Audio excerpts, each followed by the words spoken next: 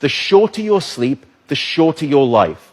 The decimation of sleep throughout industrialized nations is having a catastrophic impact on our health, our wellness, even the safety and the education of our children.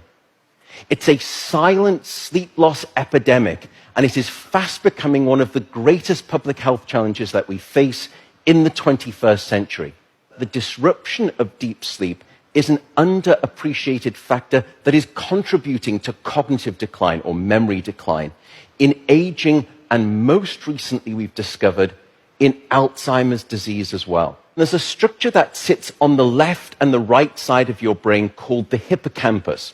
It's very good at receiving new memory files and then holding on to them. Yet in those people who are sleep deprived, we actually couldn't find any significant signal whatsoever. Without sleep, the memory circuits of the brain essentially become waterlogged, as it were, and you can't absorb new memories. We have since discovered that a lack of sleep will even erode the very fabric of biological life itself, your DNA genetic code. So here in this study, they took a group of healthy adults and they limited them to 6 hours of sleep a night for 1 week. And then they measured the change in their gene activity profile relative to when those same individuals were getting a full 8 hours of sleep a night. And there were two critical findings. First, a sizable and significant 711 genes were distorted in their activity, caused by a lack of sleep. The second result was that about half of those genes were actually increased in their activity, genes associated with the promotion of tumors, genes associated with long-term chronic inflammation, and genes associated with stress, and as a consequence, cardiovascular disease. There is simply no aspect of your wellness that can retreat at the sign of sleep deprivation and get away unscathed.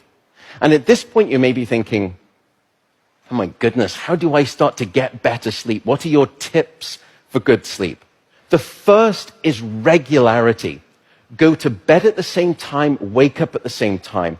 No matter whether it's the weekday or the weekend, regularity is king. And it will anchor your sleep and improve the quantity and the quality of that sleep. The second is keep it cool. Your body needs to drop its core temperature by about 2 to 3 degrees Fahrenheit to initiate sleep and then to stay asleep. And it's the reason you will always find it easier to fall asleep in a room that's too cold than too hot.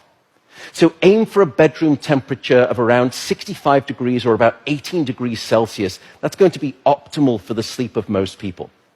Sleep, unfortunately, is not an optional lifestyle luxury. Sleep is a non-negotiable biological necessity. It is your life support system. And with that soapbox rant over, I will simply say good night, good luck, and above all, I do hope you sleep well.